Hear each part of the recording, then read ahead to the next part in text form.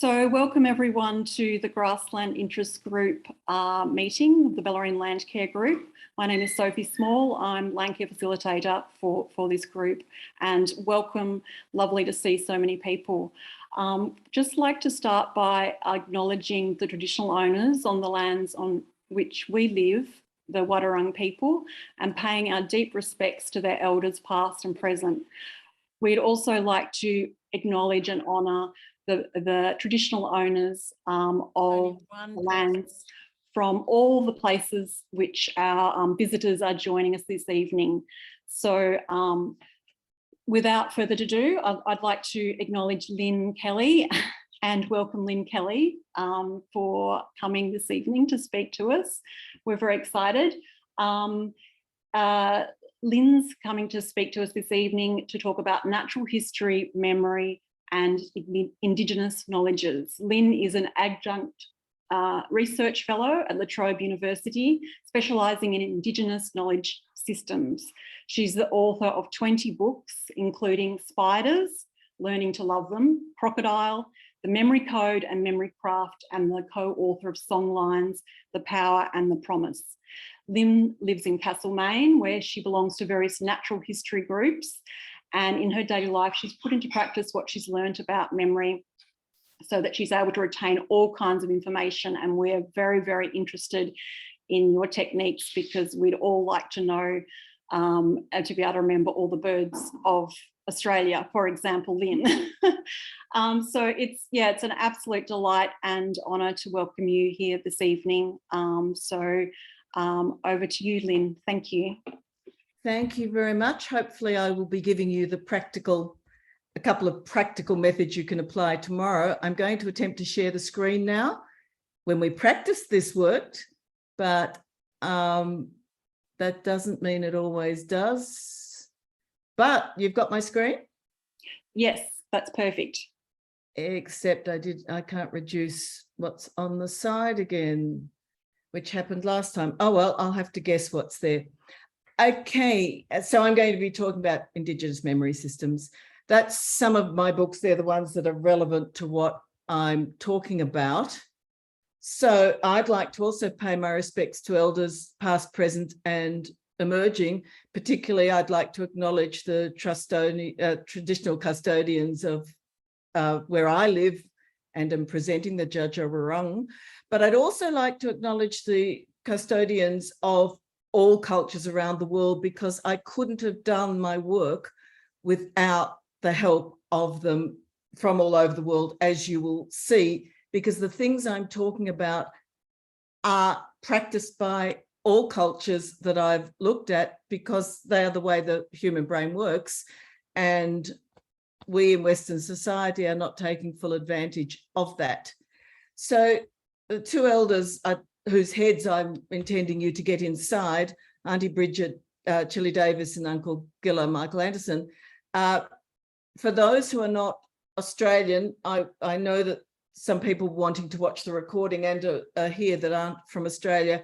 Auntie and Uncle are our terms of respect for Indigenous elders, and it's an honour to be asked to use those terms for them.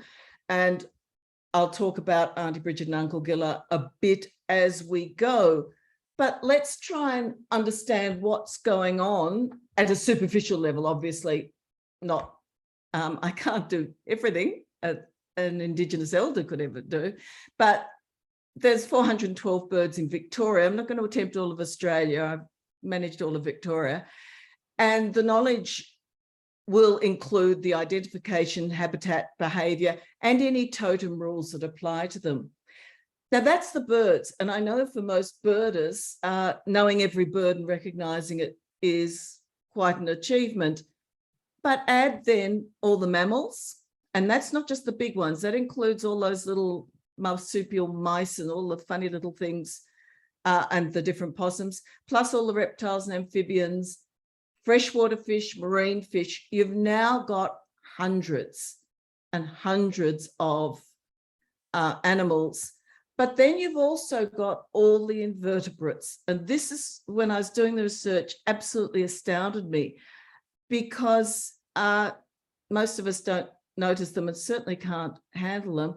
So the studies, in order to understand Indigenous knowledges of animals, you need a couple of elders, linguistics for translation, zoologists to try and identify it across. It's a team that's very difficult to get together.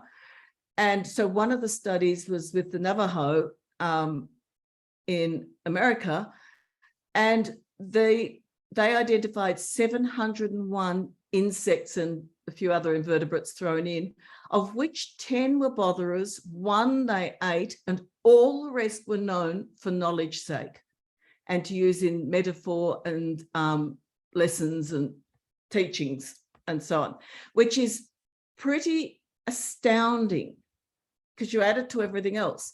Okay, now we've got to hit all the plants. So you've got all the native plants, identifying them, and that includes the little guys, but you also have to look at the use of them, the medicinal uses, their environmental use, and management and planning and so on. All in memory. Add in the astronomy, and Dwayne's book's just come out here, but it covers first astronomers, mostly Australian. He's worked with the elders and knowledge holders here, but also around the world. The astronomy knowledge is quite astounding. I'm not going to get into that tonight, but it is not only astounding, but the way it's used to know about the environment. It's not separated like we tend to do astronomy. Genealogies are extremely complicated. They're not simple trees like Western genealogies, they're relational. And they are described by some anthropologists as some of the most complex data sets there are. And again, all in memory. You've then got law and ethics. Now, Freud wrote that Australian Aboriginal have no morals and they're lowest of the low and all this sort of thing. In Totem and Taboo, page 2, absolutely horrific stuff, believed to even as late as 100 years ago. Indigenous cultures all have complex laws, ethical standards, lots of stuff, and that's all held in memory as well.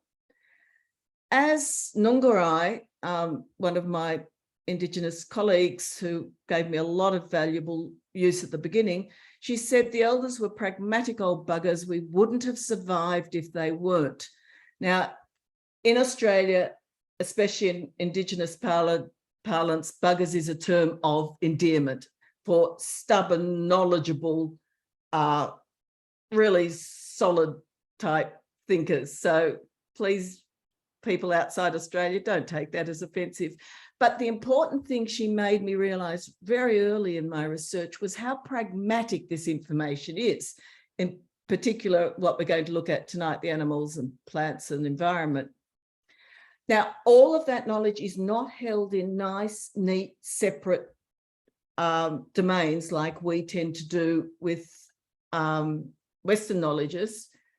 It's integrated, and the impact on each other. And we're in our universities just starting to acknowledge interdisciplinary studies like mine, but I couldn't get a job in a university because where do I fit? I don't fit in a nice, neat discipline where all the jobs are advertised. I mean, I did work in the English department as a writer, but that's not the real thing. Indigenous knowledges are integrated, so the impact of everything on everything else is woven together. So let's go back to, I just want to make sure you're thinking about Auntie Bridget and Uncle Gilla. All of that stuff integrated and known. Sorry, somebody saying something? No, right. And known.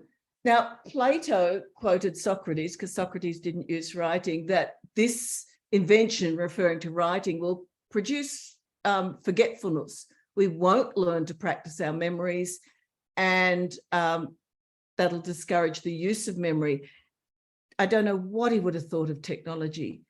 It's exactly what has happened. The memory techniques that I'm going to argue certainly strongly in the next book are genetically encoded within us. We have sidelined, in particular music and art and so on. We do not integrate and fully use these potentials. but we don't have to give up writing. The big one that I haven't mentioned before that's in their heads is understanding country and the link between the songlines, which it's been learning about songlines. I can only glimpse them, but learning about songlines has been the most illuminating thing of all. I have been asked to address cultural sensitivity and how do you know what you can do and what you can't do without being insensitive. And two of the big tests for me were with Auntie Bridget and Uncle Gilla. It was with Auntie Bridget that I first presented on stage with an Indigenous elder on songlines, and I was presenting my memory version and she was presenting her way of looking at it. And about halfway through me talking, she said, she gets it, she really gets it. And one of the audience members said, but Auntie Bridget, we've heard you talk about this a long time. Why haven't you talked about it the way Lynne does? And she said, because it just seems obvious. We just know that. And that's what's happened a lot. One muti guy said to me, well, how would you describe your knowledge system? And the beauty is for me that I don't understand it all. I can't see all the complexity. Therefore, I just know I've seen it at a superficial level, and that's helped me get the insight. So tonight I'm going to talk about the practical methods of how to implement a songline yourself, a simplified version of it, obviously. But the other is these objects. I'll start talking about them towards the end, how to create one of these memory boards.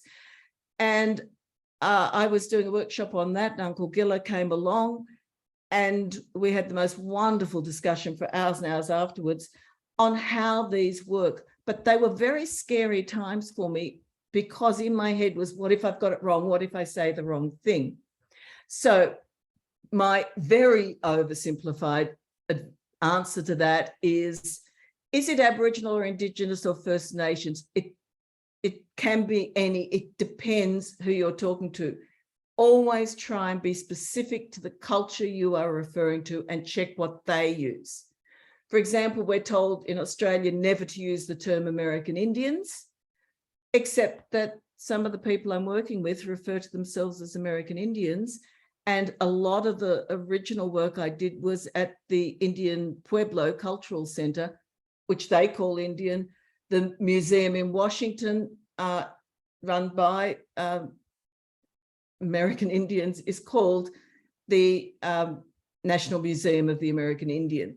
So for some, First Nations is more appropriate, probably up more Canada direction. Some Indians more, some Indigenous.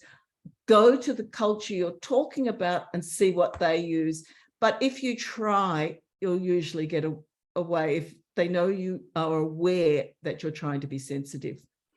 Be aware you can only glimpse the way these systems work, and you are learning from.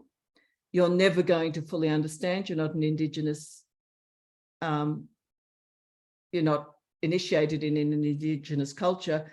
We are learning the memory technologies from them. So we are learning a technology. We're not claiming Indigenous knowledge, but avoid telling the stories or teachings, as Jaja Waring prefer me to call them, or showing objects unless you've checked that this is appropriate.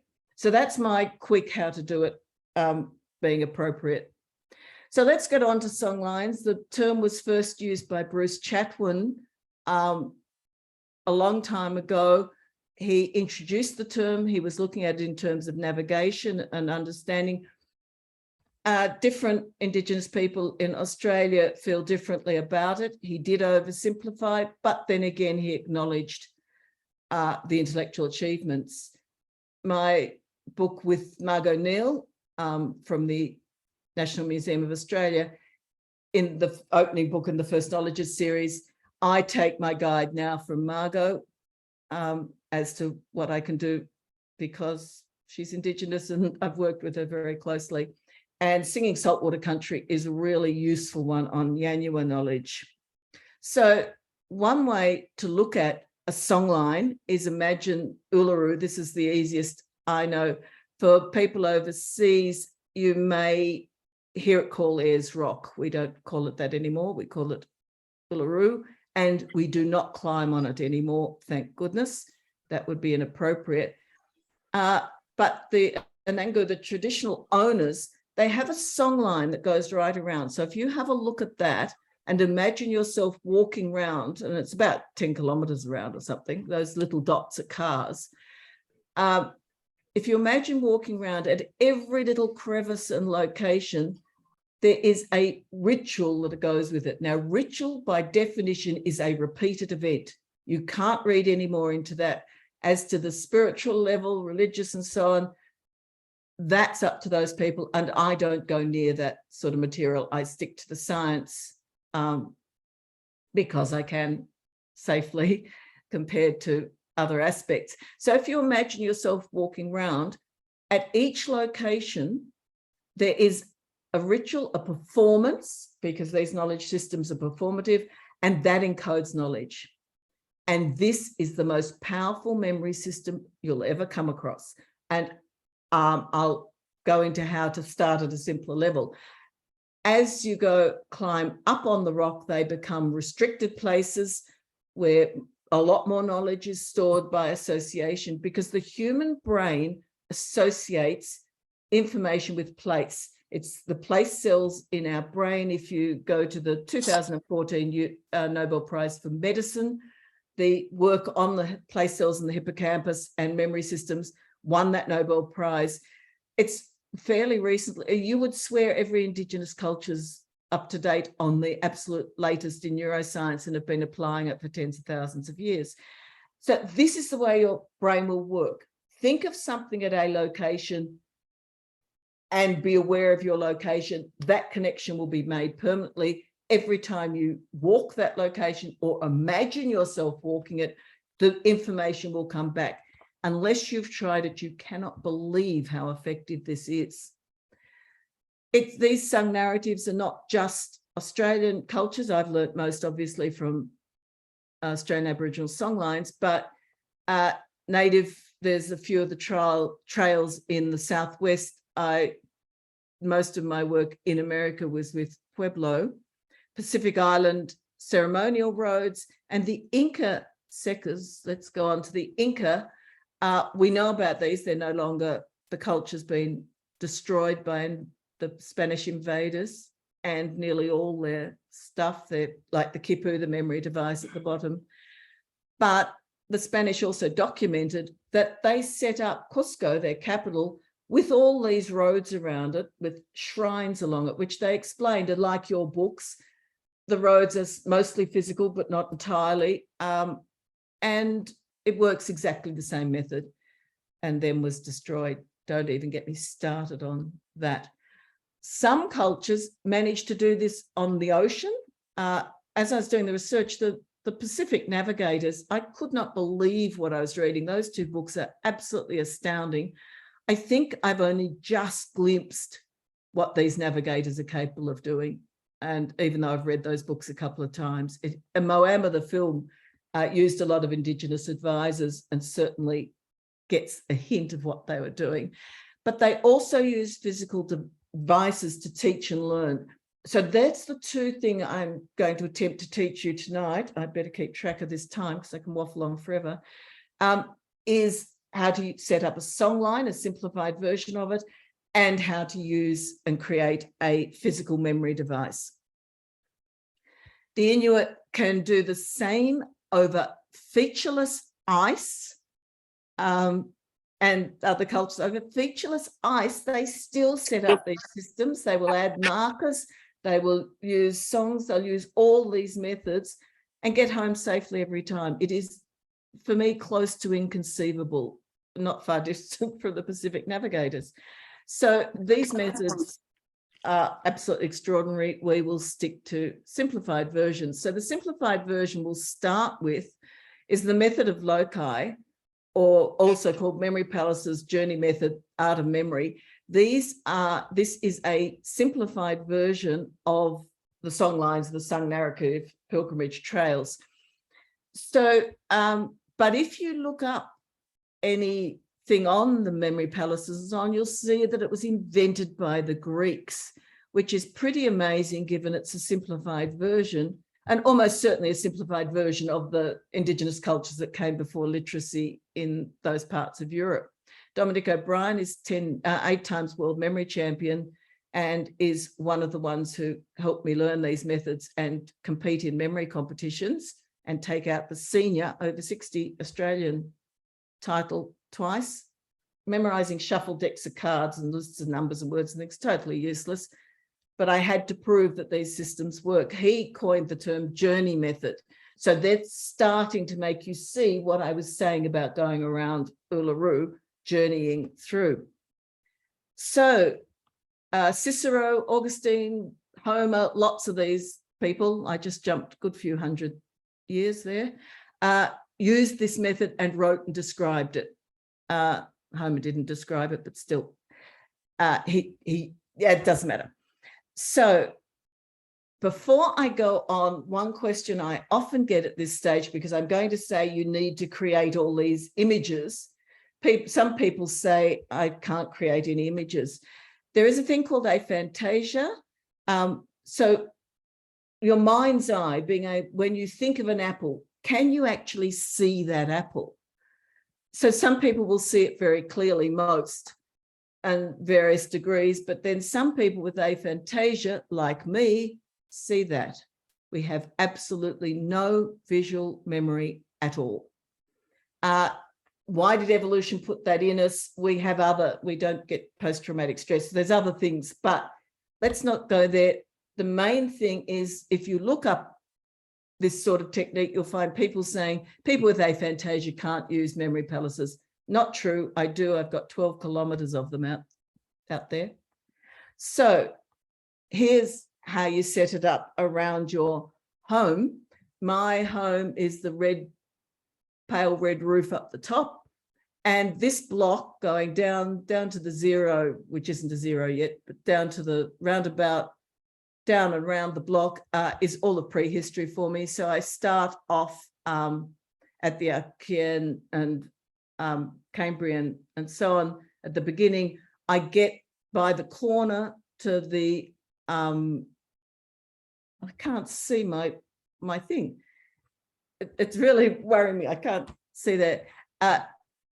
To the Cretaceous, and that with dinosaurs. Now, I used to walk with a little dog. She died of old age, but still, every time we got to the Cretaceous, she would turn and pull me home because she didn't like, she must be able to see dinosaurs or something. Anyway, I pick her up, and once I got round the corner into the Mesozoic, that was the Mesozoic, into the Cenozoic, and that she was perfectly happy, would walk the rest.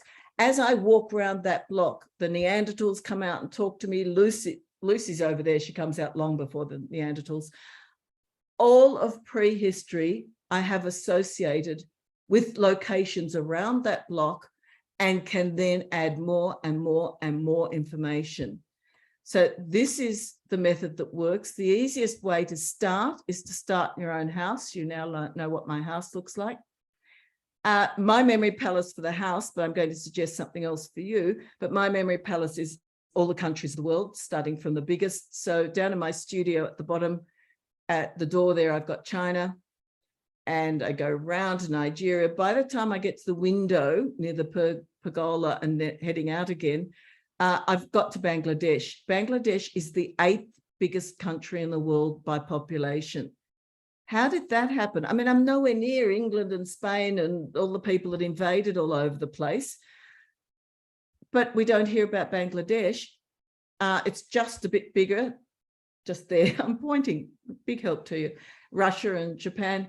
So once you start putting these big pictures in your mind, you start asking questions and seeing patterns. So if you use Google to look up Bangladesh, you're not going to, if you notice that population and then put in context, well done.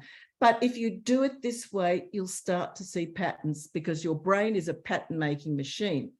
So let's have a look at how you would go about putting in the plants, the classification for the plants, and you'll put in room for every single plant in the world. Probably won't add them all, but put it in. So you start with bryophyta, you'd probably allow, I'd put all of those, not the angiosperms, but I'd put all of them in that room because you're not going to use them a lot unless you happen to be really into mosses and liverworts and things. But so at the first door coming in, I'd remember it as bryophyta. How am I going to remember that? I don't need the ophyta, that's everywhere. I would imagine brine coming in. Hopefully, you know, brine. If not, there's sure to be a famous one. Once you've got brine coming in, once you've stood there and said, hi, Brian, that's enough. It will stick, I promise you. You will be surprised how well it sticks. So whack all of those in, but get to the angiosperms. You've got 42, 43. I can't see the bottom of my screen. I'd put one in each room and then head off down the street and one in each house. So let's look at the orchid family. You're putting them in the living room, say, whatever room you're in at the moment.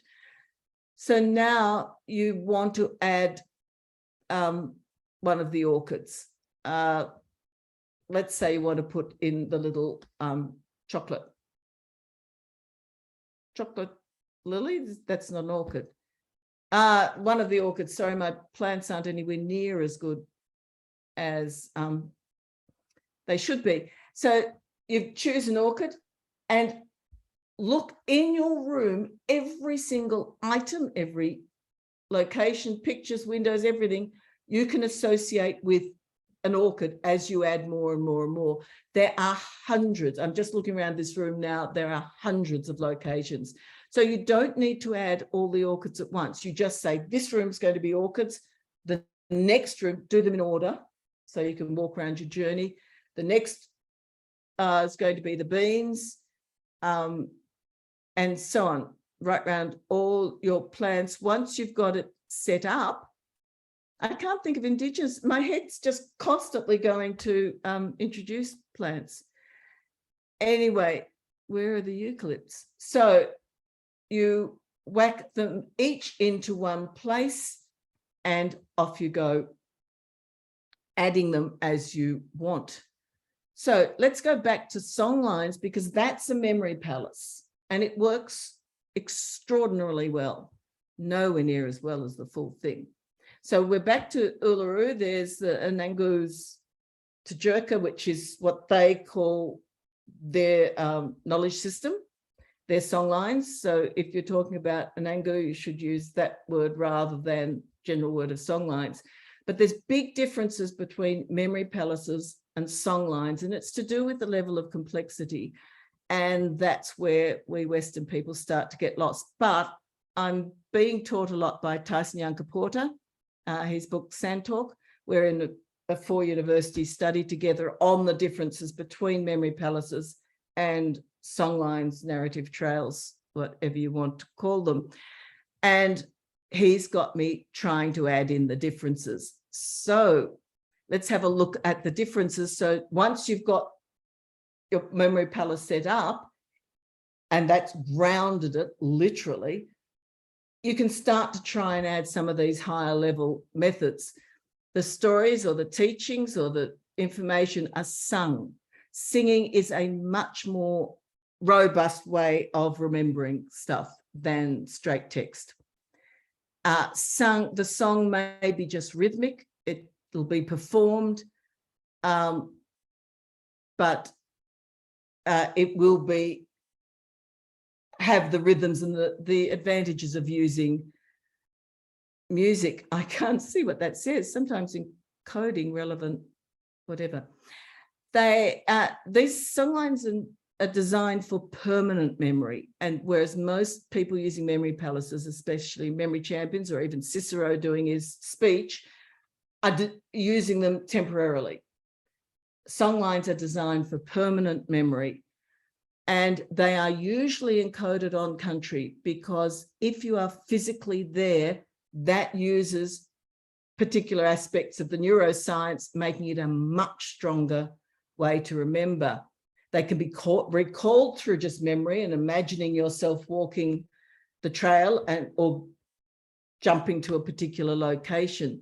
but they're encoded on country. Now, the advantages of this, that these memory palace songline that I'm working on most at the moment is for Chinese vocabulary. My natural memory is incredibly poor, which is why I started asking these questions. And at school, I failed every language I attempted, which certainly didn't attempt Chinese, but I've managed to fail French, German, and Latin. But having learnt these methods, I took on French and then decided, oh no, this is working easily. Let's give Chinese a go, because I couldn't think of anything harder. I have a 5-kilometre trail set up. And so Tyson said, make sure you encode on country. So let's think of just one word, Dao. That's the tone on it, if you want to know why I'm doing that, which is to arrive. And in my system, I won't explain the system because I doubt you all want to learn Chinese, but it's dragon, D is dragon, and AO is happy, how, love, like. So I get to the location that for that radical, where I'm storing it to match where the character would be indexed, and look at the house. But next to me is a tree I had never noticed, and the roots of that tree look just like a dragon claw. There's no way I could not see it. There is no way I can ever lose that now. It worked so well. I had an emotional reaction to that. I'm in love with that dragon. That emotional reaction makes the memories much, much stronger. And so the more I did that sort of thing, the more it worked, by making sure I went on country, that I concentrated, that I just took notice of my environment. That it's interesting to get back to some other neuroscience. Your brain exercises by constantly taking all the sounds going on and eliminating and analyzing whatever. If you are walking around with earphones in, playing familiar music that you've heard 100 times before, your poor brain is getting almost no exercise. But by walking every day, I walk 5 or 6K of my various memory palaces, and I'm concentrating on stuff, physical and mental exercise at the same time. Each location uses a complex story and can layer. So that particular location that I use for arriving and everything else, I will just layer words and words and more knowledge on it constantly over the years. And so songlines are used much more for layering knowledge, and that goes with initiation, that your children are taught the basic stories, the stories that we hear, but the higher level teachings and learning come with initiation. One thing Tyson tried to get across to me, had to struggle a bit, was that songlines are created by communities, not individuals. And I just said to him, well, nobody's going to want to do my Chinese songline with me. And he said, try. But what happened was I went out and I was at one location and I was putting in I for love. And the owner came out and I said, look, I'm not actually casing this joint. I'm using it as a memory palace. Oh, what for? China? Yeah. Off she went. She happens to love plants and her job is replanting endangered plants, and how much she loves orchids. And so now I had a connection, I'd had a conversation, I'd had an emotional reaction. There's no way I'm going to forget that that's the tone, is at that location. That gives me the clue to the character. I've done this out of the 214 radical locations for Chinese. I've probably got 40 or 50 now, where at some stage I've talked to the owner and they've become part of the learning and the story, because they'll invariably tell me something related to what I'm talking about. Songlines use a pantheon of characters. Characters make your stories and your teachings more realistic, and they're much more vivid and emotionally charged than straight text is.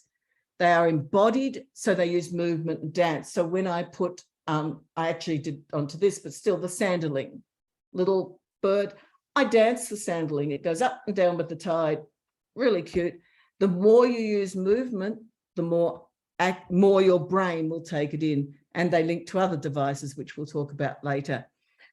Ooh, so everything's got a song. Eileen McDinney, young Yanua, in that book I point to before, Singing Saltwater Country, which is really wonderful.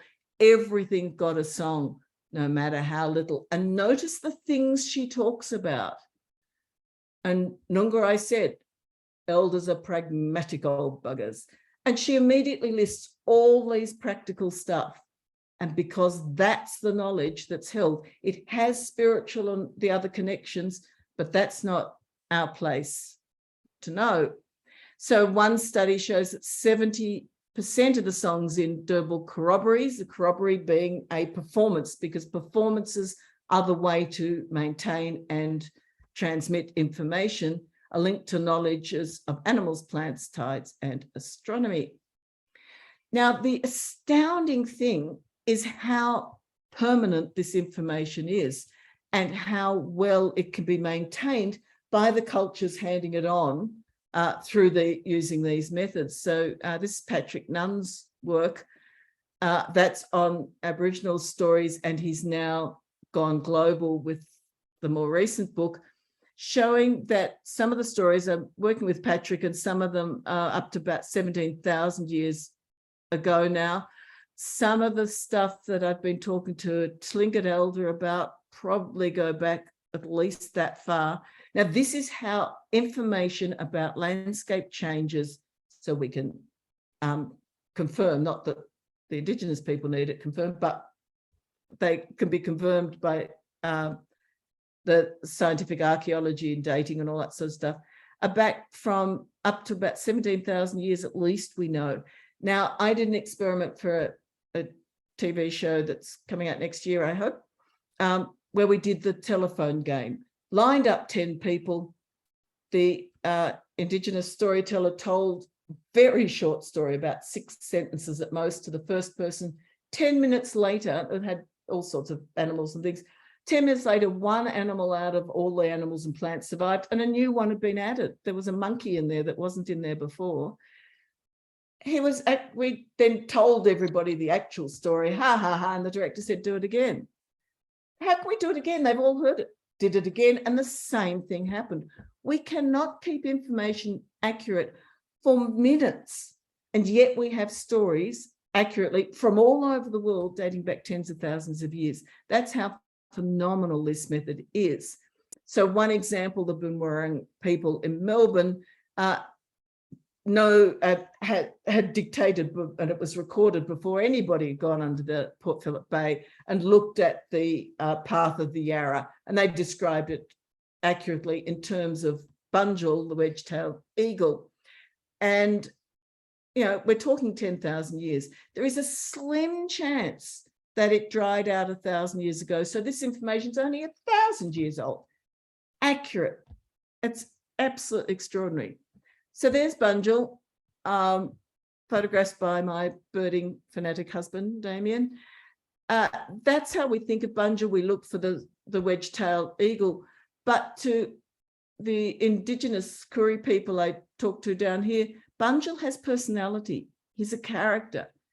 That's Bunjil much more. He's strong. He's a leader. You know, that's what we need to do. If you want to remember all your birds and animals, start giving them character. Anthropomorphism is absolutely frowned upon in Western society. No idea why. The more we engage with the animals and plants as equals, as sharing this planet with us, the more you will get to know them rather than seeing them as something separate. Bunjil is also recorded in art. That's the only one of him down in what's now called the Grampians again, in his human form, having morphed back and forward, and with his dogs. So art, this is the integrated system, lots of art and things. So the reason I used science and animals and plants and things to understand Indigenous stories is because kangaroos go boinga-diddy, boinga-diddy, boinga-diddy, no matter the color of your skin, no matter your culture.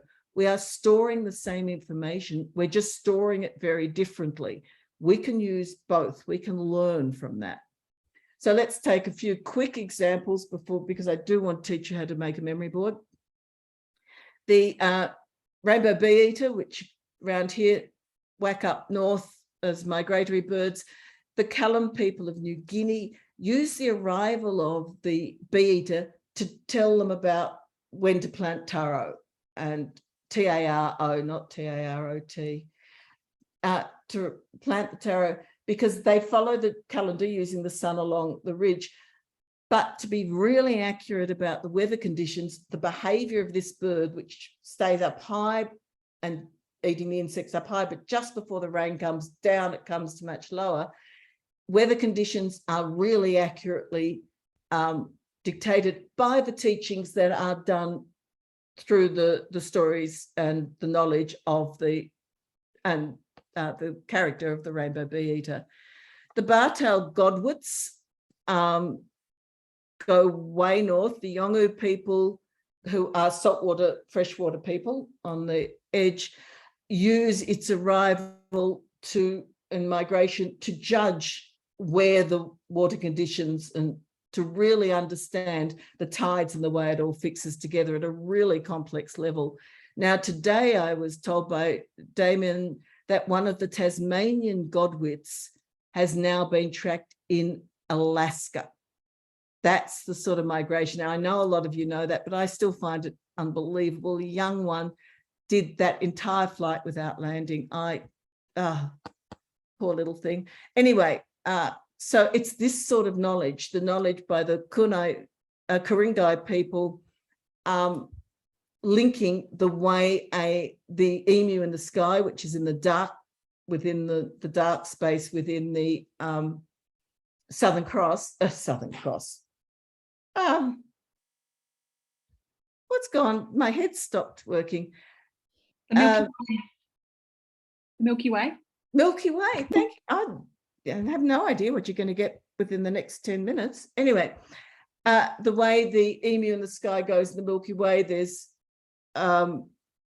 carvings on the rocks in Ku-ring-gai National Park, and the way it lines up tells you when the eggs are ready to harvest, plus its position in the sky. It also has a lot more complexity to the teachings related to the emu in the sky, but you don't want to go and try and harvest the eggs too early when they're not laid, because emus are not gentle little creatures, and you don't want to go too late. Males sit on the egg, and the stories as it moves shows you when the female hands over to the male.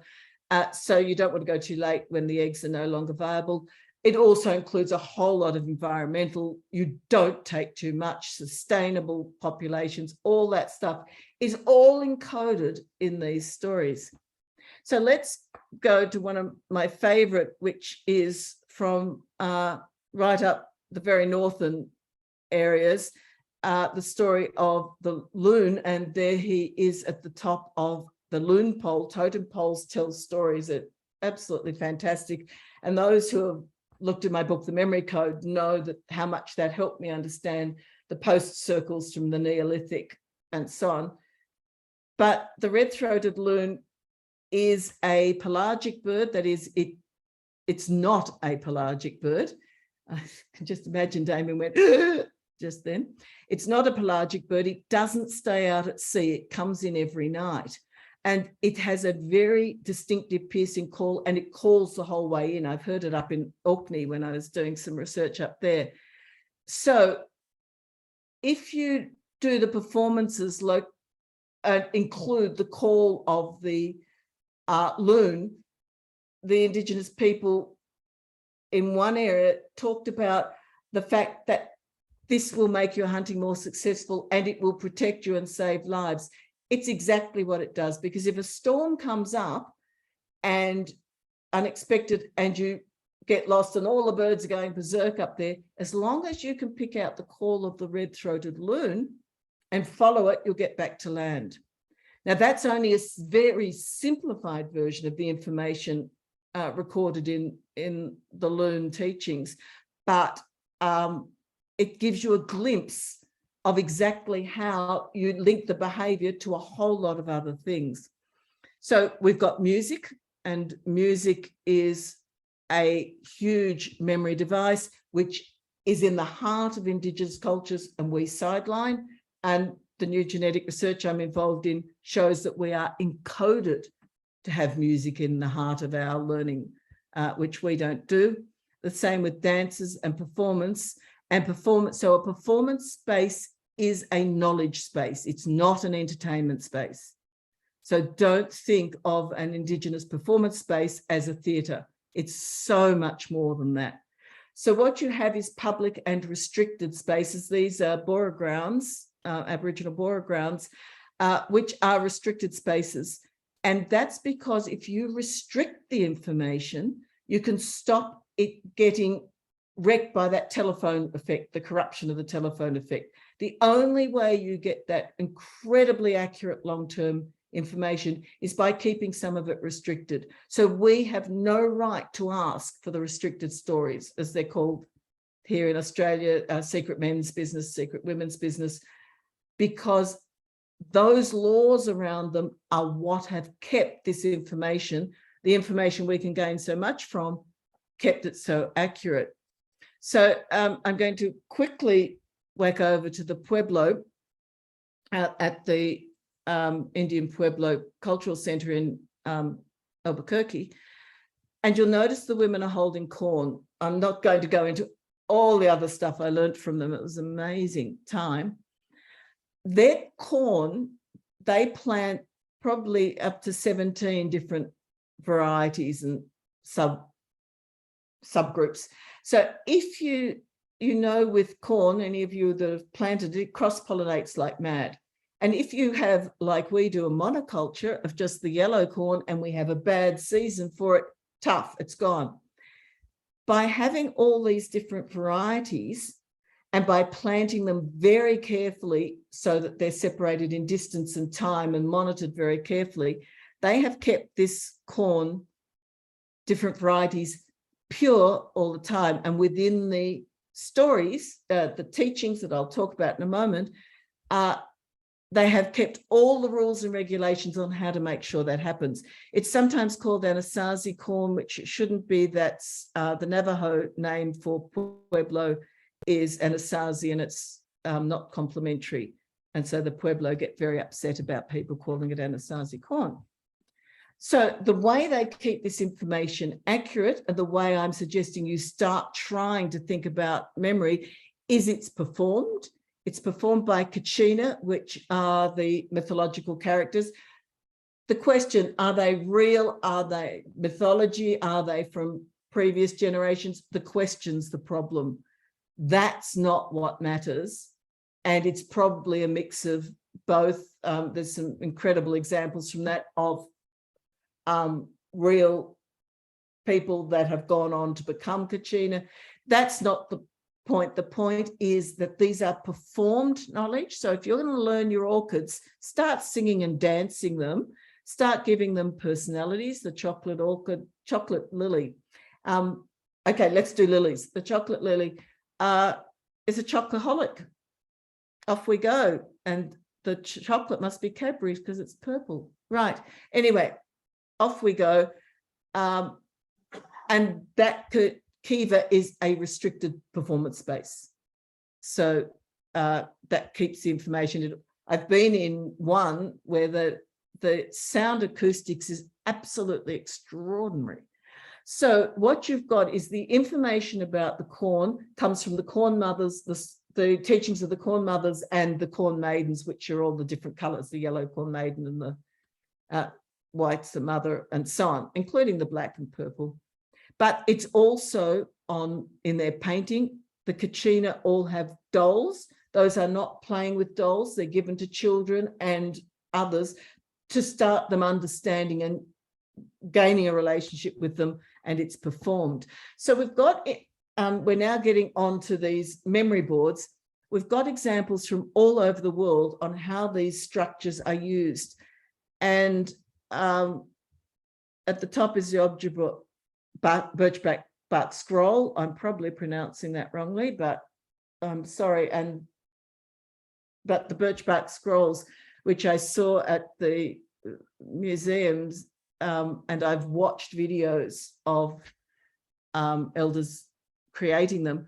Winnebago's songboard, that has on it markings on when the verses are repeated and all sorts of things. it's a musical score.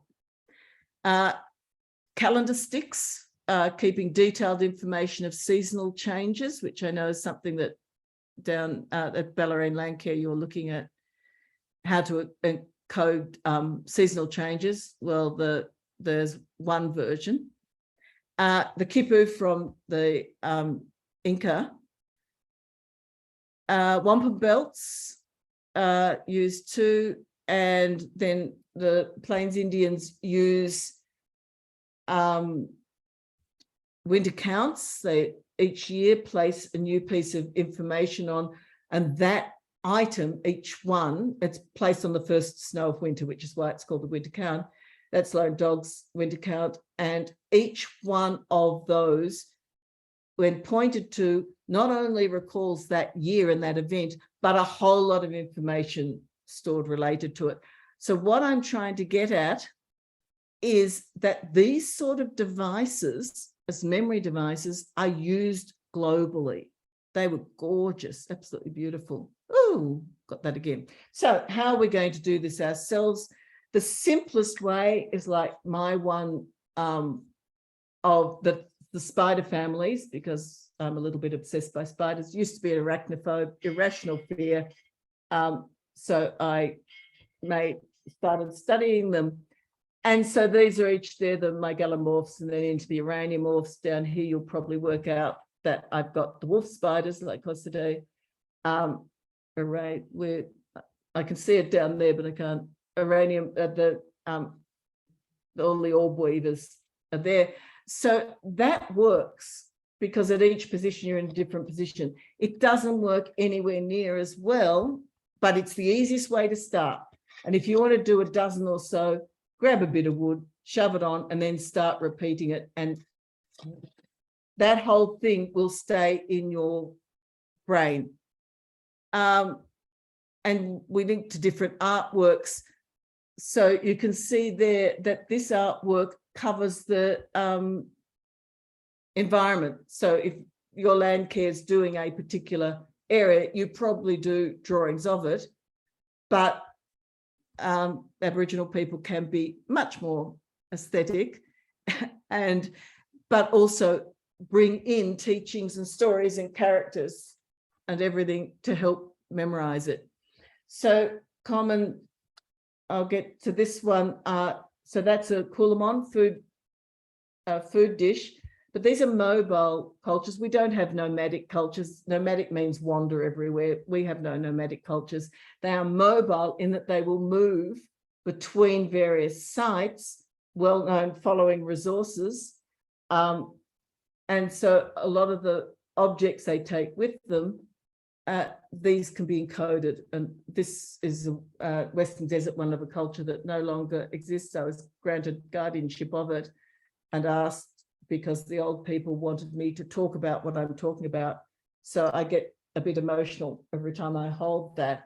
So here's where we get to cultural sensitivity. The chiringa is a restricted device. There are pictures on the internet, there shouldn't be, and we would not copy that because it's a secret men's business. And I've been told I can use that image because it's a not very accurate drawing. It gives you the concept, but not very accurate, but a photo would be highly offensive. So the one that I am going to show you how to use and how to do, I'll probably go 5 minutes over, is a Lukasa. I get more emails about Lukasa than anything else. So that is pretty well what a real one looks like. There are no real ones in Australia. This is copied on one that I held and got to work with in the Brooklyn Museum in New York. But Polly Newton Roberts was, unfortunately, she died very recently, the anthropologist that worked very closely with the Luba people. And through them, I checked that it's appropriate to do this sort of teaching how to use it and pay for intellectual property. And they are very happy because there are no elders left, I was told, that still use Lukasa. So there's a couple more images. Each one is different. And the elder that has it, it's unique to that person. So that one is the one I showed you. That's my own version of information that I want to put on that's set out for the information. That is so easy to use. But I was stupid when I started. If you want to make it, do it the easy way, and that's what I'm going to show you in a moment. I just grabbed a bit of wood. When I first read about all the information they could store on La Casa, I just didn't believe it. I'm a foundation member of the Australian Skeptics, a scientist at heart, you know. I'm not going to believe that a bit of wood with beads and shells glued on can act as an entire encyclopedia. So I grabbed a bit of wood from a bit of make. They were doing the veranda, whacked on, this is the worst scientific method, whacked on some beads and shells, and they thought, oh, what do I want to encode? Okay, I'll do all the birds of Victoria because I'm married to a fanatical birder. That is a field guide to all the birds of Victoria. I'll explain exactly how to do it in a moment. And it works unbelievably well. I still can't believe how well it works, but that's why these objects are used all over the world. Haku, the little kid, was 3 at the time, and there's his little baby La Casa where he was doing the local wattles. And he had a story about the ploughshare wattle that's Acacia gunnii, about this farmer who was ploughing and sharing, but some guy came along with a gun and took all this stuff, and that guy was really prickly and horrible. The kids in the group that did this could not wait to get out in the bush and find a ploughshare wattle, because they all stood round then and shot it. Not really, it's still there. So just one example of when you encode it. This is from the gulls, Laridae down there. So the way we would distinguish, and in a field guide, the Pacific gull from the kelp gull would be the various points. So the Pacific gull has the red on the top of the tip. There's also tail light colours and stuff. The kelp gull doesn't. But bring these characters to life. So as far as I'm concerned, the Pacific gull is a permanent drunk. He's the Pacific gull, and the kelp gull's a health fanatic. Now they're brothers, because that's my way of remembering they're the same genus. And they're arguing madly over whether it's healthy to always eat healthy vegetarian, vegan kelp, or, which they don't, I know, but still. In my stories, no Indigenous culture has any trouble distinguishing between what they're going to see in the real world and what the stories and teachings tell. But that distinguishing isn't important. That's a Western way of thinking. So these birds are now, when I'm down the beach and see them, they've got personality, they've got character. But I know which is the kelp gull and which is the Pacific gull. So I'll just finish with this slide and then show you how to set up a La Casa. We have a lot to learn from, and that's the important. We must stop learning about our Indigenous cultures. We must learn from our Indigenous cultures. Their memory methods are so fundamental to being human, and it's a potential we're not using. I'm now involved. I will not get onto this because you'll be here another 3 hours at least. But I've been approached by some US academics, including Andrea Elvishire, who's a geneticist, an evolutionary biologist, who has now shown that a particular gene mutated 300,000 years ago, separated us from the chimps, and gave us music, art, a connection to place, and attention span, and spatial abilities. Now, for 3 years, she and the World Authority on this particular gene kept saying it causes neurofibromatosis disorder, which is 1 in 3,000 births. They kept saying, how can some gene mutation from so long ago have survived, not been wiped out by evolution, when it causes so much problem and is so fragile?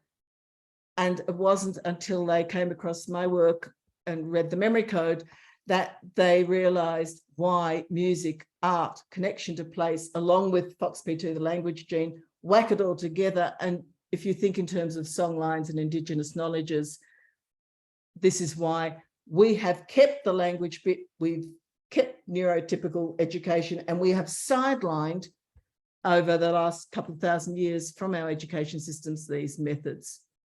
So, I'm back to the beginning. Let me see if I can stop sharing. Yes. Am I now back to being me?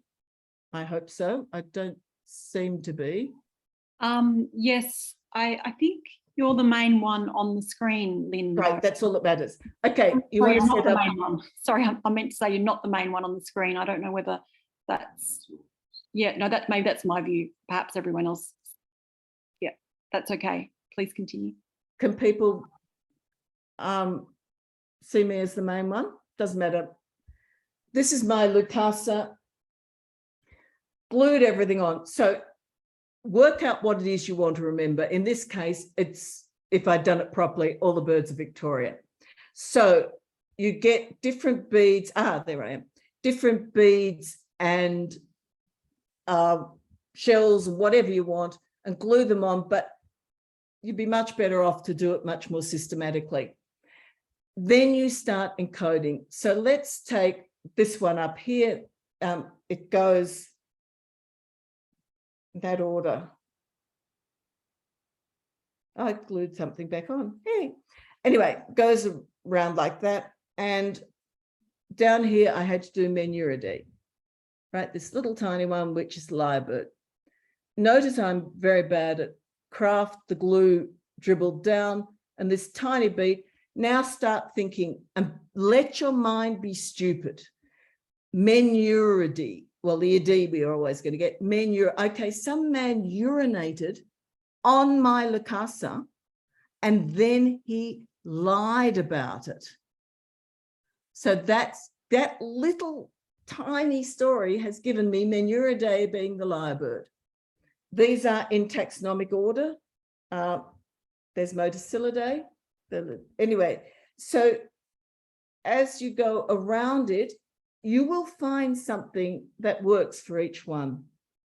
And so you just glue them on. I would suggest, instead of just doing them randomly like I did and then associating, when I've done workshops, people have chosen. You can get lots of beads and shells and things from op shops, because I volunteer at Animal Welfare Op Shop and I get all the old jewelry and stuff that they're going to throw away because they can't sell it, and use that for workshops. But anything, little stones, anything will do, and you place one on and then make the association. So each of those is a family, and then you do stories. So if we look at the ducks, Anatidae,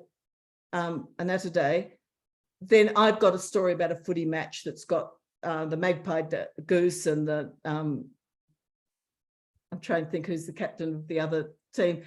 Anyway, all the ducks. Then I've got the musk duck off in the bushes having, doing things that men with a lot of musk perfume do. And I've got the hardhead, and there's a big fight, and the two teals are the tea ladies as they come out.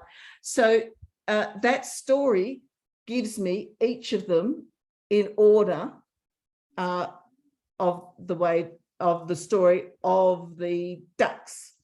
And so I needed the families, the 82 families, and then I would choose something that suits that for your brain. It'll work for your brain.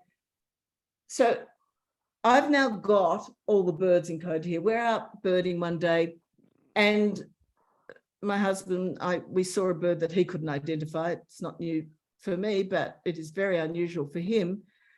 It was a honeyeater.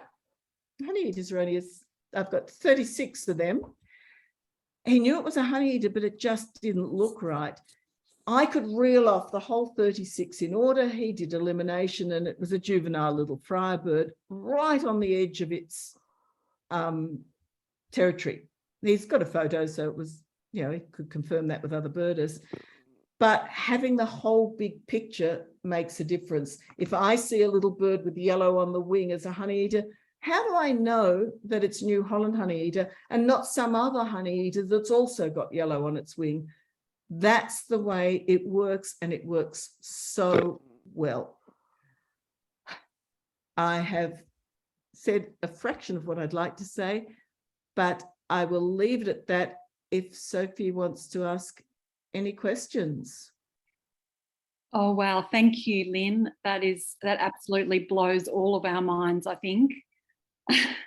And this is only glimpsing Indigenous knowledges, the barest glimpse.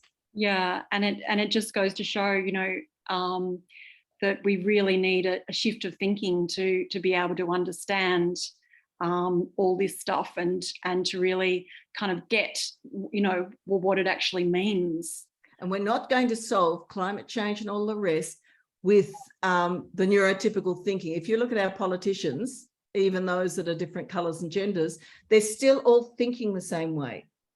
And this new research is showing that autistic thinking, dyslexic, which is dyslexics, ignore the writing, highly spatial. People like me with aphantasia, we don't suffer from post-traumatic stress because we can't relive events. You need that diversity. ADHD performs. If you look at it in terms of Indigenous knowledges and the way that diversity is built into the knowledge system, we wouldn't have evolved without that. But we've got a real problem the way thinking's going now. Wow. I've just got a first question to start off with. I'll put my question in. I'm wondering, Lynne, this knowledge is so new to so many people, although a lot of us have read your books, so I'm a big fan. So we've sort of kind of glimpsed it through reading. But I'm wondering what you suggest is the first step to getting a glimpse of how to go about developing these systems in our lives. If you start just with a memory palace and with any old object, you'll at least start to find that your brain works differently.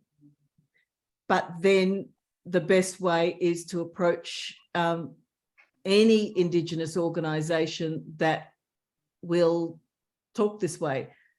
You'll start to see the performances in a different light. And the more you ask, the more you can learn. So I've only learned this from going, and the other thing, like I'm talking at the moment quite a lot with a Tlingit elder from Alaska. And I was asking questions, but he was answering different stuff. And fortunately, you'd think by now I'd know to shut up and listen. He was telling me what I needed to know to get before he could get to that answer.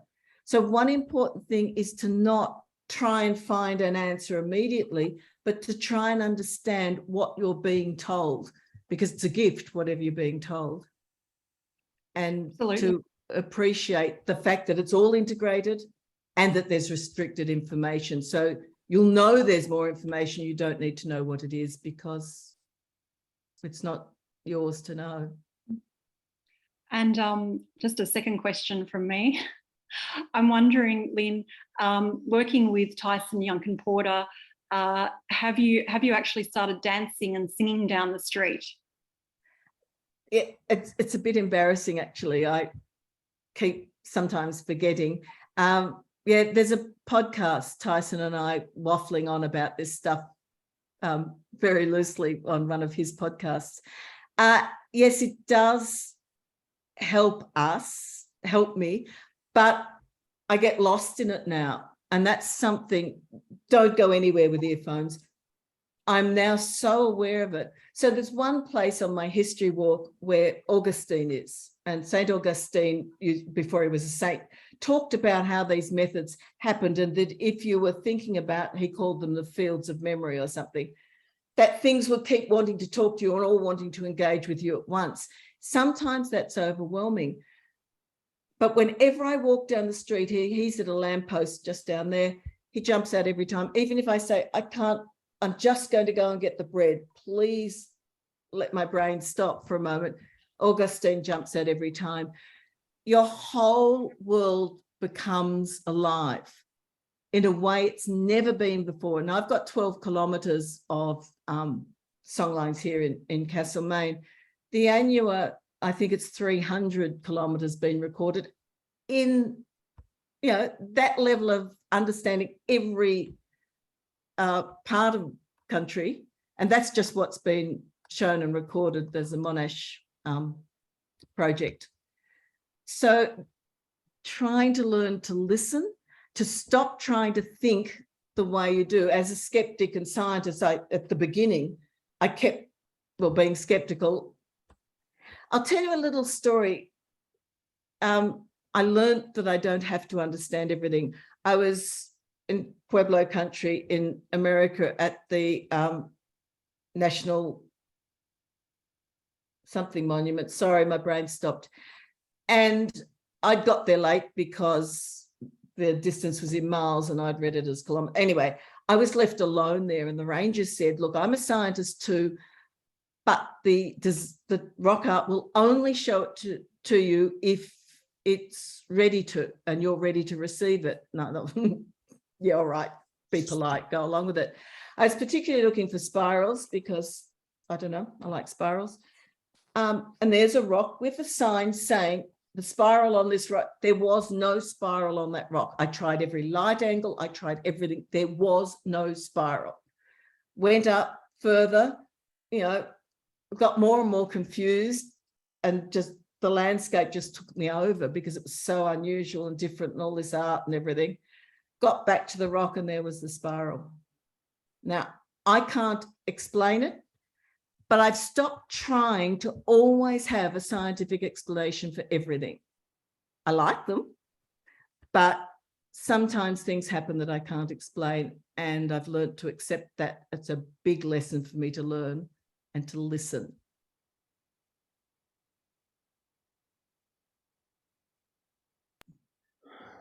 And I think it's a big lesson for us all, Lynne. We've got a question from Sharon who asks, with the way the brain works so well with traditional memory systems, is there any thinking about whether the development of the human brain has been influenced by traditional memory systems?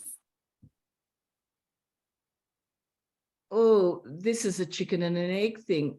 The research showing this mutation happened 300,000 years ago at least. How much did people evolve because of the way the memory systems, the brain works, develop these systems, which is the logical thing. But there's also some interesting examples. There's one Pueblo story from the Hopi. Pueblo's 17 different groups. From the Hopi, where one group of young people decided this was all a bit much and moved off somewhere else and didn't learn the stories from the elders and had a very bad season and lost everything. Whereas the parents, one still got their corn and still survived fine. There's stories on how information becomes mythology. Mythology is not false. It's a way of better storing information, making it much more vivid and alive. So don't think of mythology as myth, therefore it's false. Sorry, Sharon, I'm not answering this very well. I would say that the systems have developed because the most successful Indigenous cultures fully use the brain's potential. And since writing in particular, we have stopped doing so. But I don't want to give up writing. We don't have to give up writing. We don't have to give up anything. We can enhance everything we do by learning these systems. So my argument would be that Indigenous cultures, the reason there's these commonalities worldwide is that they're taking advantage of what the brain can do over testing and testing and testing over time. Totally scientific in their approach. Yeah, thank you, Lynne.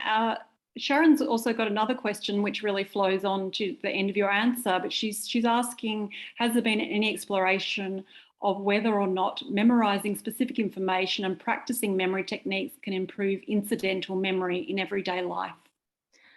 Right, it's a really good question.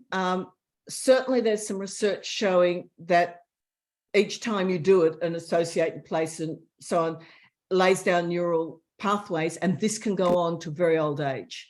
We do not lose that ability, but we stop using our memories.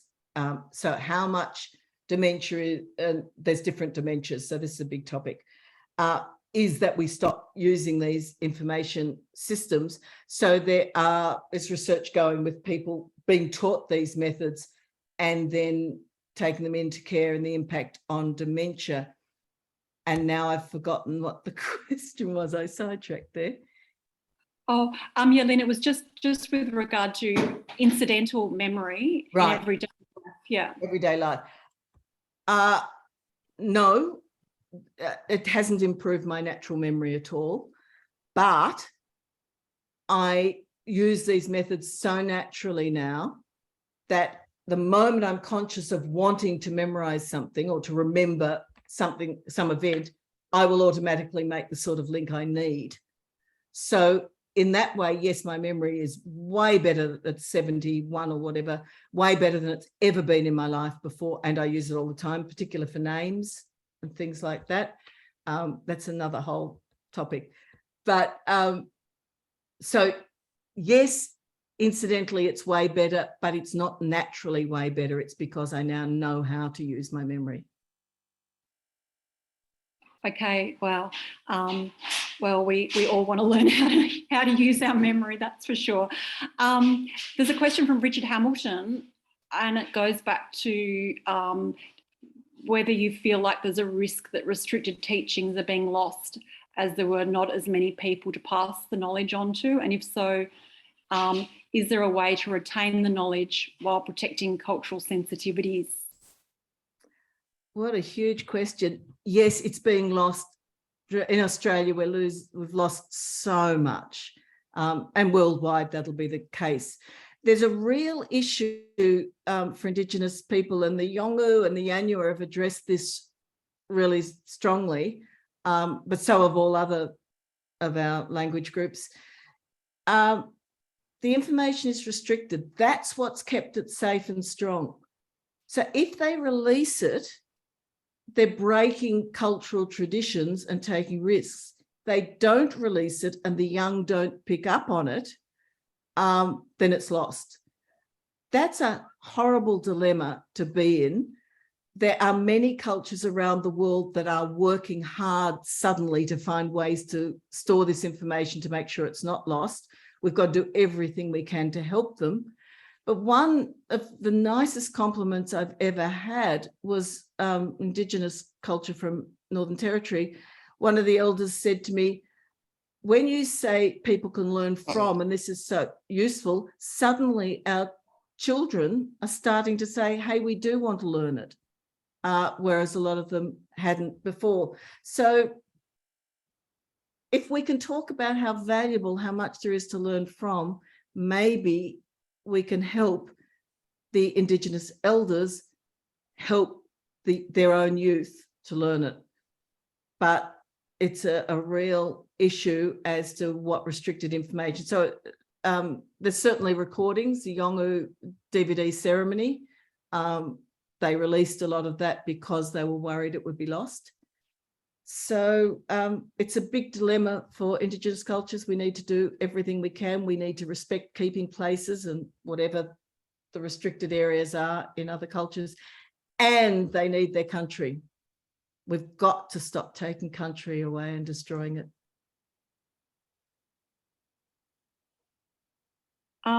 Yeah, thank you. Probably a number of us went to an amazing exhibition a number of years ago in Canberra with the Seven Sisters, which was, yeah, really an incredibly inspiring exhibition. Well, that was curated by Margot Neal, my co-author on Songlines, and then she asked me to write the Songlines book with her because of the success of that extraordinary exhibition. It's now traveling the world.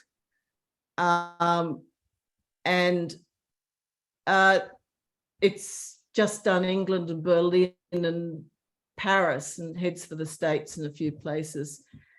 And so that exhibition was hugely influential, led to our book, and then which leads the whole First Knowledges series. And yeah, it was extraordinary, absolutely extraordinary. And I work with Margot, and she's the one whose advice I take most because she works so much with the various Indigenous cultures and she translates for me. Wow. Yeah, it was an incredible exhibition. We have a question. Now, there's been some comments from, I've forgotten how to pronounce his name correctly, in Canada. If you yeah, could just read out his few comments. I've yes, just seen them yeah. flash up. Absolutely. Gelu Hugh D has he has mentioned a couple of things. I'm just running down to some ceremonies absolutely cannot be recorded. They're sacred and must be experienced and taught to our people. Yeah. And that has to be respected. Yeah. But gee, they have to be taught. We can't lose it. Yes. And he also mentioned that the Creator gave us 2 ears and 1 mouth, so we would listen twice as much as we talk. That's really interesting, because Nungarai said to me one day, have you ever listened and identified the different eucalypts and grasses that way? I said, what do you mean? She said, sit and listen. The different plants will sound different, even just in a slight breeze. And being the skeptic, I thought, oh yeah, sat down, and within minutes, I could hear the difference of the different plants. But I'd never stopped and listened properly. I do with birds, but then bird calls are sort of good to listen to. But I'd never thought to listen to the plants. So try it. It is astounding how well that works. So yes, we don't listen enough. Absolutely. And we've also got we've got something which might need further explanation, because I'm not sure how that from Tufan Baskuru. I'm sure I'm not pronouncing your name correctly. Tufan, do you want to come on screen to explain your question, which was about yeah, yeah, great, thank you. Thank you. I'm asking about the radical Chinese. When you try to learn Chinese, usually the radical has its own meaning already, right? Yep. So whether you try to create a new meaning so that it's a lot more memorable, or you just link from the actual meaning. Yes, I read. So for people that don't do Chinese, and I might get this correct, but the characters are made up of different components, and one of them will be the radical, the component on which it's indexed in various things. So it's sort of the main little component. I'd read a couple of articles saying that, and talked to Chinese people who said they didn't learn the radical. They know which they are, but they're not critical to their thinking. But these articles said for people from other cultures who don't have that environment, these are a way of organizing the information, because it doesn't have an alphabet. So I learnt the radicals before I learned anything else and set up the memory palace. So I started from the radicals and I put their actual meaning into, Zhen, Men, Bao, Rap. I put them into the locations before I did anything else. It's been unbelievable. It was slower at first, but I'm sure it's made a big difference to how fast I'm learning the characters now. I am absolutely obsessed by the Chinese language. The reason I'm particularly interested in it is that it is the only language in the world where you can start from the Neolithic and cave, early paintings, pictographs, right through to a script that's used today and still spoken, that was developed because the Maya and the Egyptians developed their own script, but that's not around anymore or used that way, only Chinese, which is why I took it on. And it was a big hurdle at first, but now I'm absolutely hooked on it. And the characters are astounding.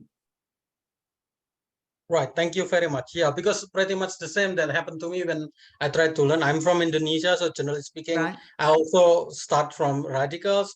That's why I'm kind of wondering how you organize, because sometimes it's above, sometimes it's at the bottom, sometimes on the right side, left. Yeah, that's why. How do you organize that? I just got used to that. Now I will look at a character and know which is the radical, but I set up that memory palace first. And it was the best thing I could do. I encode the pinyin and the words and the characters all to the locations, but I use an entire house front for every radical. Thank you very much. Thanks for the question. I'm addicted to that stuff. We had a comment from Alan just to say that mentioning, they use the term Indigenous knowledge system a few times, and maybe this term makes the concept a more understandable term for non-Indigenous folk. And also there was, so I don't know whether you want to make a comment about that one, Lynne, or? Yeah, because too many people think that Indigenous culture are the children's stories that we're told, because we're not initiated, so we only get the initial stories. It's a whole system that interweaves and matches the way the brain works.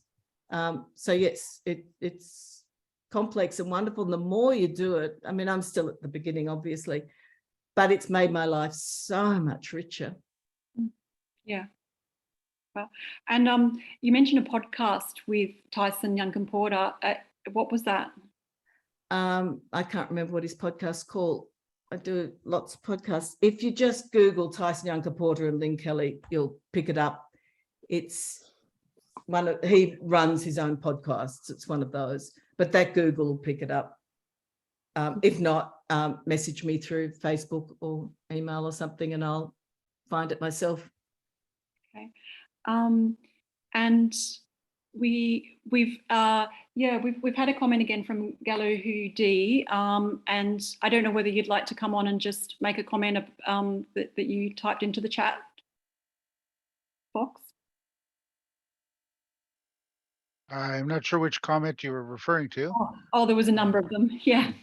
Do you mean the one about the berries? Yeah, the taste. Yeah, the taste. And yeah. Oh.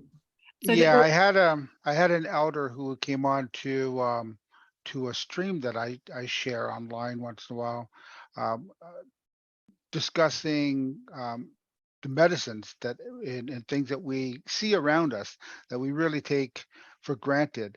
For example, even dandelions, for example, which people are throwing chemicals all over their property to get rid of, when in fact the dandelions can be used to create jellies, and the leaves can be used in salads. So there's so much use for it and purpose for it that we really shouldn't be essentially contaminating our planet to get rid of them. It doesn't make sense. It's kind of counterintuitive.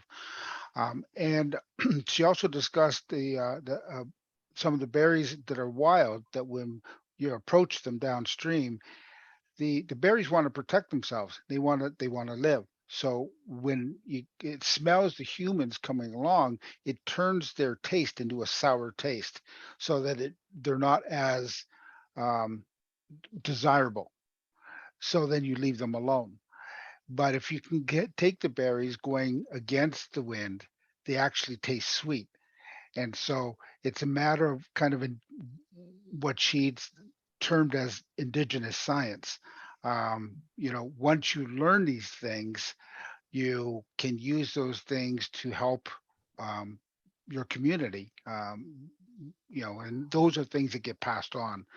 And many of our teachings actually are passed on orally, because we never had a lot of the kind of the writing in the terms that the colonial society thinks of. Our writings and our communications were done in different ways. Like, for example, the first agreement or contract by the indigenous people and the Dutch people that came over here was the two-row wampum, which basically was a belt-like contract that was made out of beads. And it was white with two purple lines that went parallel. And the purpose of the contract was to say that for as long as we coexist on this planet, on Mother Earth, that we would not interfere in each other's cultures and lives, and let our paths go on their separate parallel ways, so that we can still coexist on the same land. So there is a lot of great teachings that are out here, and I think I'm finding that more and more youth, for example, are really interested in learning it, and that's a real statement for our reclaiming culture, reclaiming language, reclaiming our teachings in our ceremonies. Because until 1979 on Turtle Island, we weren't even allowed to speak our language in public or practice our ceremonies. We would get punished for it. And so 1979 is not that long ago in the grand scheme of things. And so this is something, when you think of residential schools in Canada or in the US, they call them boarding schools. And I think Australia called them something else. But these schools were meant to take the Indian out of the child, and they were meant to colonize us essentially and make us either kind of go extinct or assimilate into their culture. And so it's been quite the battle over the last 150 years of going through all of this trauma to try to now, these days, reclaim all that and regain it back. So it's going to take us a long time, but that path is coming. And the youth are the ones leading the way. Thank you. And Deborah Evans asked a very interesting question. I'm not sure whether you've seen it in the chat box. Sorry, for you again, Galuhuti, about the concept of approaching a poisonous plant reverently to make it to try and ensure it's less harmful. I was being suspicious, Sophie. Were you? Oh, right. Well, there is something, that they called I think it was chuck berries or chuck cherries, which many people have said are poisonous to humans because they have a kind of like what is it, arsenic substance in them. And so, a lot of non-Indigenous people will say never eat those berries because you will die. But Indigenous people have been eating them for thousands of years. So part of the teachings is that when you take those berries and you pick them, you have to crush them.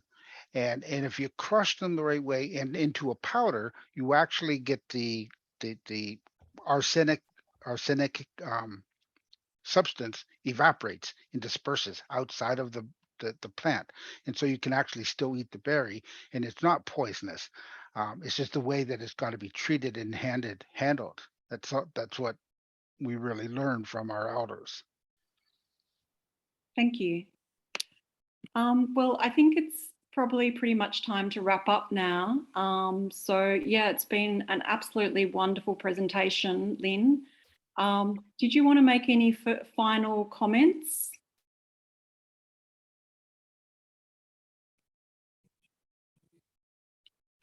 You're on mute, Lynne. Sorry. I'd very much like to thank Galuhuti, apologies if I've said it wrongly, for being here at 4 a.m. or whatever it is there. I just am honoured that you came. And I'd like to thank everyone else for coming too. And it's very exciting. We've got lots to learn. Absolutely, Lynne. And we're so looking forward to your next book. Yes. Because yeah, that about the knowledge genes, that what we're talking about is genetically encoded in us and we don't take advantage of it. And we can. Yeah, wow. Opens up a whole new world, doesn't it? Everything gets deeper and broader and more beautiful. More beautiful, yeah. Whew. All right, well, everyone go and find some blocks of wood and some beads and get to work. Well, thank you so much, everyone, for joining us this evening. And we will be uploading this presentation in the next couple of days onto the Bellarine Landcare YouTube channel. So thanks for joining us, Lynne. It's been an absolute pleasure, and all of you. Yep, wonderful to have you here this evening, and thanks so much. Thank you. There's lots of thanks in the chat box. Oh, I better have a look. Yeah. Oh, thank you, everyone. There's a question about... Just give me a moment. I'll copy the whole chat box and then I can look at it later. So thank you to everyone.